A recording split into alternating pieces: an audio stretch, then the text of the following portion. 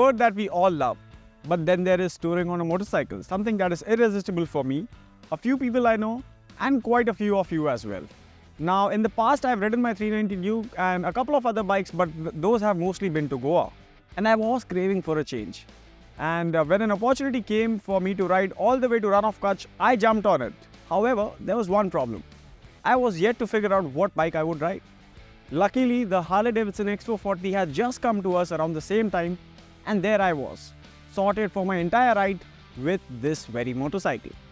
And throughout our ride, that was close to 2,500 kilometers, we realized a lot of things about the X440 that have built strong opinions for us of whether you should put your hard-earned money on this.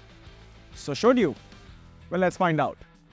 Ladies and gentlemen, welcome to BikeWale. You are watching the touring test review of the Harley-Davidson X440. But before we proceed ahead, you know the drill. Like, share and subscribe to our YouTube channel for more such informative and fun videos. Now the agenda for the day was pretty simple. Leave early in the morning from Bombay for our first destination, that was Ahmedabad, and then from Ahmedabad to Rann of Kutch the next afternoon. And even the return journey was planned in a similar manner, but just different timings. And for me, there were quite a few things that the Harley had to check for it to be a good tourer. First one is the engine performance. Does the smallest Harley have the appetite to munch such long kilometers and be on the saddle for long hours? Well, the straight answer to that is yes, it does. The ride started early in the morning, but thanks to the city traffic, there was a delay already. However, once the highway was empty, we started to gun the X440 and it was easily able to ride at speeds around 110 to 115 kilometers per hour for a long time. And even when ridden at such high speeds, the vibrations of this engine weren't as prominent as I had expected it to be. In fact, there were bare minimum vibes on the handlebar and the foot pegs. Moreover, the Harley X440 can cruise at 100 km per hour effortlessly in the 6th gear with the RPM at just 4000. You barely need to downshift even when slowing down to speeds of say 60 to 70 km per hour. All you need to do is gradually accelerate, and as the revs build up and the bike will be back at the cruising speed without breaking a sweat. But what you need to remember is that this isn't the short stroke motor. So, the speeds don't climb as quickly as you would expect. The progression is rather gradual and quite suitable for touring. Now, this lovely engine character is complemented by a nice and meaty exhaust note. You don't even need to add another louder exhaust, as the stock one offers a nice thumping melody. And like I mentioned, it wasn't all highway riding. We also witnessed some long stretches with pretty much bumper-to-bumper traffic all around. And even in such situations, the X440's engine was a strong link. You can easily stay in the first or even the second gear and just keep modulating the clutch. The heat is managed well enough, and the bike is well capable of crawling at slow speeds without shuddering. It's almost intuitive to the X440 for how its engine responds at walking speeds too. While we are at it, one thing that the X440 could improve is maybe have slightly shorter gear and brake levers, or maybe have them pointing slightly outwards, because in its current setup, these levers feel slightly on the inside and longer, and these are not very accessible to press in case of an emergency braking situations. So maybe if Harley could decrease the length, maybe that would make the overall accessibility a little convenient. Towards the end of our first 1000 kilometers, we had to cover quite some roads in the dark. There was close to 150 kilometers of riding in night with little to no lights on the highway. However, it wasn't as difficult as we thought it would be, because to our surprise, the X440's LED headlight is bright enough and illuminates the road ahead very well. Even the throw for the high beam is adequate, which means the path ahead is lit up nicely. The illumination is reliable to the extent that the last 60 kilometers before entering the tent city felt like a cakewalk, even though there were no street lights at all. Another feature that deserves a highlight is the instrument console. Although small, the X440 screen is informative. The speedometer, gear indicator, rev counter, and even the fuel gauge are all laid out in a neat manner. You just need to have one glance to gauge the readouts, and we like how clean the setup is.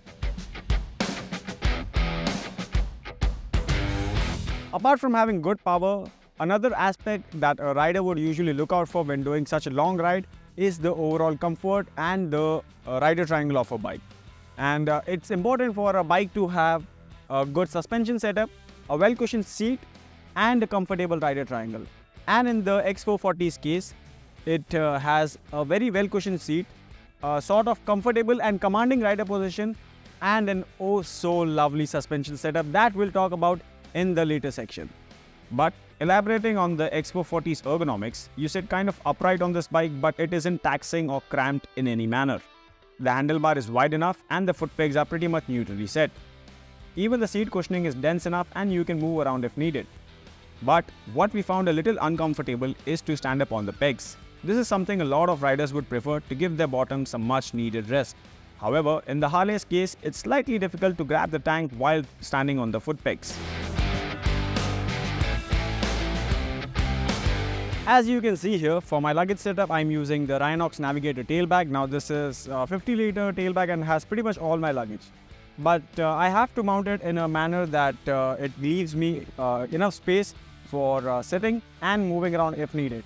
So what I've done is mounted these straps on the footrest assembly, but the straps on the back side had to be slid under the seat since there is no vertical grill or anything of that sort for me to hook the straps onto it.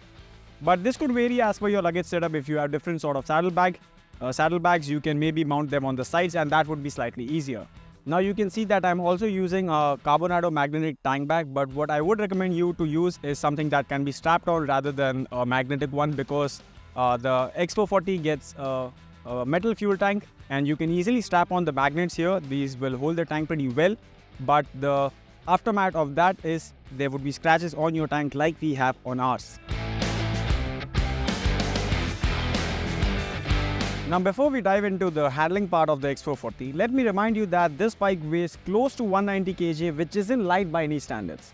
And the X440's heft is even more evident when you have to move it in a parking spot or a tight space. Like you see right now, I'm struggling to push it around because the bike feels heavy and a lot of its weight is concentrated at the front and here at the top. So it feels quite front heavy. And even for the first few times that you ride this bike, the better way to handle it without sweating is counter steering. Even when ridden at slow speeds, the X440's weight is slightly noticeable. However, once you are out on the highway clocking triple-digit speeds, the X440 rides with a vigor. It takes the inputs from the handlebar and responds quicker than you would expect from a 190 kg bike. We remember switching lanes to dodge the traffic, and this bike stood up to the task. But if you are expecting the X440 to be extremely nimble, then maybe that's slightly over-expecting. Even at higher speeds, the counter steering has to be done actively. Since the handlebar is wide enough, it is slightly easy to maneuver the bike in dense traffic and it helps to tackle the top-heavy nature. But we also think the handlebar could be slightly thicker. The current one feels a little off proportion when compared to the overall bodywork. Through the 2,500 kilometers on the highway and in the city, the X440's ride quality didn't let us down one bit. These USD front forks, the twin rear springs were left in the stock setting and they absorbed every bump that came by. We encountered some extremely bad patches throughout the ride and the Harley would just ride over them without sending any jolts to your back. Moreover, it stays just as stable even when we had to jump the bike over unmarked speed breakers or some nasty potholes. It's commendable how well the Harley-Davidson X440 holds its composure on bad roads and even on smooth flowing highways. The rear may wobble slightly if there are undulations on the freeway, but the bike still holds its line in a predictable manner. Since there were quite some open stretches that allowed us to cruise at relatively higher speeds, the bike felt planted in straight line too. We think this is a result of the 18-inch front and the 17-inch rear alloy wheels set up with the 1418mm wheelbase. But this bike has oodles of torque, and you need to be careful when accelerating on dusty or gravel patches as the rear wheel could spin off occasionally. One of the weak links on the X440's package is the brakes. The front lever's progression is nice and natural, it is easy to get a hold of, but the braking bite isn't as substantial and reliable as needed. I ended up squeezing the lever all the way in and still the X440 took some time to stop. So, naturally, the next best option to pair with it is engine braking. But that may not be the ideal case, so it would be better if Harley can provide the X440 with better brake pads, and that would add to the rider's peace of mind. The finishing levels on the X440 have left us with mixed feelings. Some of the areas you see on this bike are likeable, then there are other bits that don't match the overall premium feel of a Harley-Davidson. For example, these wires here, then the switch cubes, and even these wells here and the finishing on the chassis. aren't up the mark. And especially these wires, these are an eyesore every time you look at the console. And then even the seat cover, it needs to have a little more grip as you keep sliding ahead every time you brake hard. Speaking of the seat, it has dense foam, but it's quite narrow from the front. So after having ridden the bike in the city and the highway for almost 2,500 kilometers, we've come to notice that this has been one of the pain points apart from the braking of the X440. For example, when you sit here and even if you try to scoot further behind, there's not a lot of support for your bottom, and this is evident even in just 45 minutes to an hour of riding. Now it's time to answer the big question, the money question. Should you put your hard-earned rupees 2.80 lakh on the Harley-Davidson X440? Well, let's evaluate a few things here. Firstly, what you are essentially paying for is a nice engine, an engine that has loads of torque and that can allow you to ride in the city in the first, second or even the third gear, or cruise out on the highway in the fifth or the sixth gear. And since it has all that torque, you don't need to run through the entire gearbox again and again. And then the bike can hold relatively higher speeds even out on the highway without any sort of hesitation. Apart from wearing the Harley badge, the X440 also benefits from good road presence. It looks like a big bike and feels like one too. The suspension setup is good enough for you to ride the X440 comfortably. And that's literally what we did. Be it bad roads in the city or smooth roads on the highway, the consistency in the X440's handling and ride quality is impressive. When riding at high speeds for long hours, it's good to have a bike that can hold its composure, and the X440 checks that box. While we didn't really need to use the connectivity features, it is nice to have that as a backup. You can pair your smartphone with the X440's console and get all the data you need, with turn-by-turn navigation included. Even the LED headlight made the overall journey quite easy since there was abundant riding in the dark. But what you also need to remember is that the X440 needs improvements. It needs more consistency in its build quality, it needs better brakes for sure, and a wider seat for the rider for the overall comfort of its riding. If the current package of the X440 fits your bill, then it's a big yes from us. But wait, this isn't the end. What if we told you there's another bike based on the same platform, gets the same engine, a different design, same features, almost same hardware, and costs slightly less? Yes, we are talking about the Hero Maverick 440.